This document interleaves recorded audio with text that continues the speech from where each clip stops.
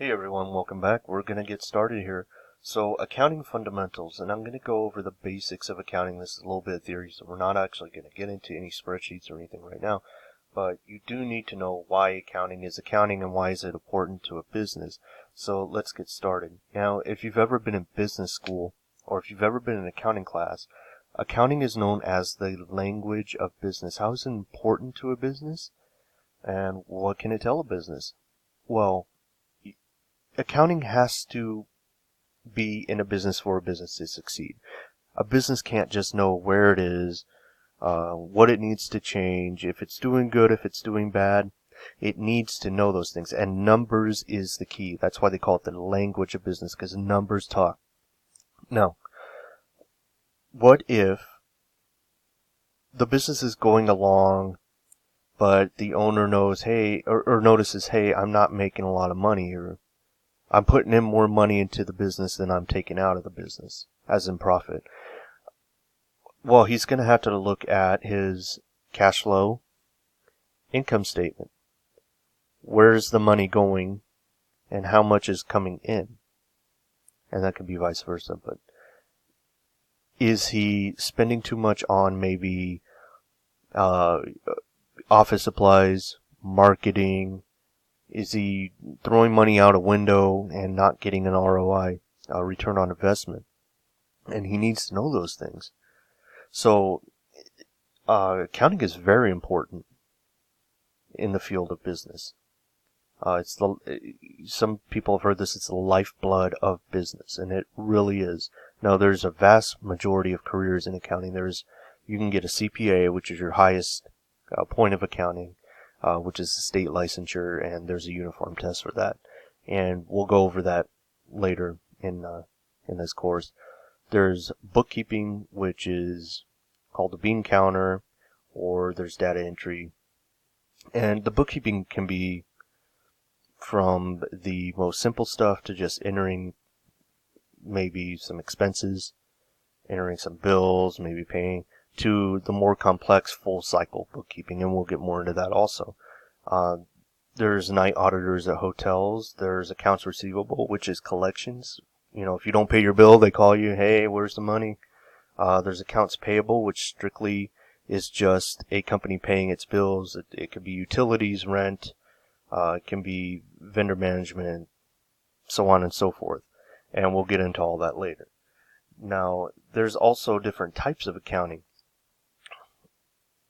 And there's financial accounting, which is going to be actually doing the data entry and the bookkeeping and paying the bills and collecting money. It's the physical aspect of it. And then there's managerial accounting. Now, managerial accounting is what you do with the financial accounting. It's the decision you make as a business owner when you get the financials back. And the financials say, well, we're spending too much on marketing, we got to cut down, or we have too many employees, we got to cut the hours, or hey, we're doing really great with this vendor, let's see if we can get some more business from them, and their cash flow is great, or this vendor's not really, or this customer's not really doing good, let's fire this customer because he's not really bringing in the money and he's more work than he's worth, he's draining our resources, so things like that. That's what managerial is, and we're going to get more into that and how to use it when we get into analyzing transactions. There's also different types of businesses. Now, there's small, medium, and large, which is based off the employee count.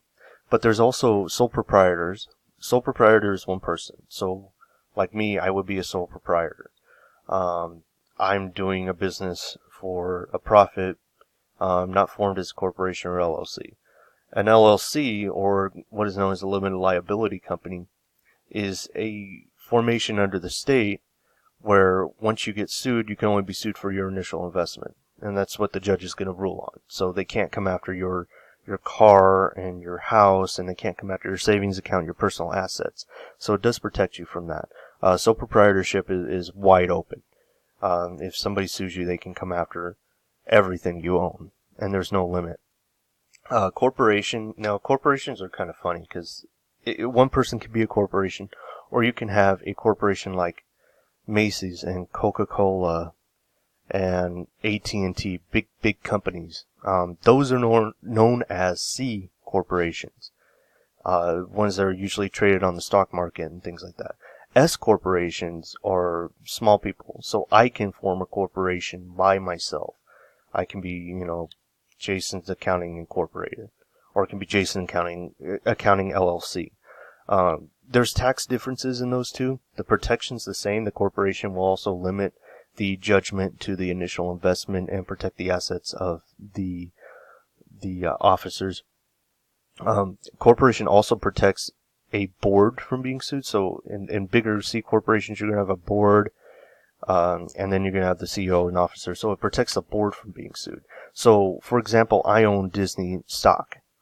So I'm a shareholder of Disney. Somebody sues Disney, that person can't come after me as a shareholder. I'm protected under the corporation. They can't sue me. They don't even know who I am. But the point is, the corporation is the highest protection, but sometimes you don't need a corporation. There's different tax benefits to having a corporation. You're not hit so much. The LLC, you're really hit on taxes because you're paying employment tax and self-employment tax. So you have to pay your tax as the employer and the employee, even though you're the same person. Corporation, there's a little bit more around that. Now, next lecture, we're going to get into analyzing transactions. We're going to look at how transactions work. We're going to start learning the ledger and everything else. So stay tuned. I got a lot coming for you. Hey, thanks again for taking the course, and I'll see you soon.